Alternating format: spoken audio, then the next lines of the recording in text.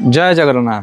आपण मैंने जानते जीवन में सबुठ बड़ शत्रु किए यही बाहर जो मैंने आमको शत्रु बोली आम भावुचे से प्रकृत शत्रु नुहति। छटा शत्रु अच्छा आमर काम क्रोध लोभ मोह मद माश्चर्य ये छटा हूँ जीवन सबुठ बड़ शत्रु आ लोभ एक भयंकर शत्रु।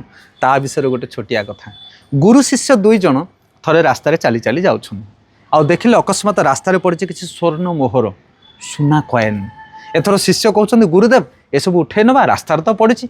गुरुदेव कहले ना रे बापा ताकू छूना बड़ डेंजर ये आम समस्त ना शिष्य शिष्य कहे गुरुदेव किए तो उठे कि ने आम नहीं चलन पलि जा ना तू भावुचु कि सब नेले तोते सुख दब टिकिए रह आ भितर केते भयंकर भविष्य रही। बर्तमान गुरु शिष्य दुई जन जाक लुचि गले गोटे रास्ता गछ उहाड़े देखापी ये स्वर्ण मुद्रार भविष्य कौन। अल्प समय पर जेहेतु गुरु त्रिकालदर्शी जानी अल्प समय पर घोड़ा धरिकी चार जन सांग आसिक पहुँचले। चारोटी सांग घोड़े आसते सुनार मोहर देखिले चार जन सांग अटकी गले आ सुना कॉइन को सब एकाठी कले। एथर दुई जन सांग कहते आर दुई जन को कहते देख आम स्वर्ण मोहर को एकाठी कर रखीचु तुम्हें एथर किसी मोहर नहीं कि जाओ आ कि खाद्य पदार्थ नहीं कि आस आम ये बसिक खाଇବା भूरी भोजन करवा तापर मोहर को सब भाग बांटिकी नहीं कि जा।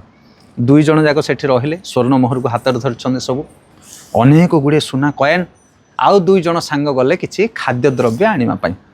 यही समय यही दुई जन सांग विचार कर देख से दुईटा जो आसुंच से आसु आसु आम मारिदेवा ताहले समस्त सुना मोहर आमर हो ना कौन कहूँ सांग।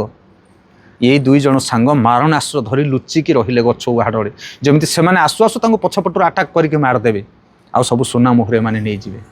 एवं से दुई सांग जिते खाद्य नहीं कि आसुन ना से विचार करुँच आम ए विष मिसई दबा आउ जो दुई जन अच्छा से विषर आहार खाई मृत्युवरण करेंगे आउ सब सुना मोहर आम भाग बांटिकी नहीं जा।